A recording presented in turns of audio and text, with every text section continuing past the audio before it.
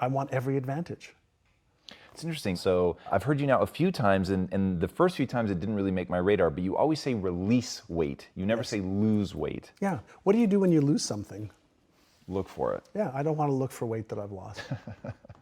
I want to release it. I like to use language patterns as well that are going to empower me versus disempower me. Self-talk is so critical. And so I'm consistently paying attention to how am I speaking to myself? Am I speaking to myself in a kind, motivating, empathetic, compassionate way? Or am I consistently self-deprecating and putting myself down? I used to think a lot, when I was younger, I'm not good enough, I'm not smart enough, I'm not worthy. Those thoughts, and lots of fear of being embarrassed, fear of failure, fear of being ashamed. And I still have the thoughts every once in a while, especially when I'm setting new goals. Those come up, holy mackerel, they come up so freaking fast.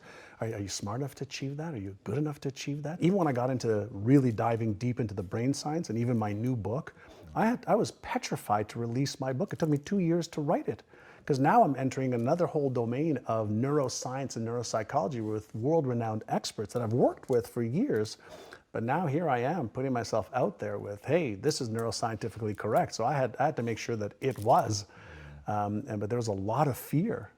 But I understand what the emotion of fear is. It's a subconscious trigger that causes this feeling that I don't like.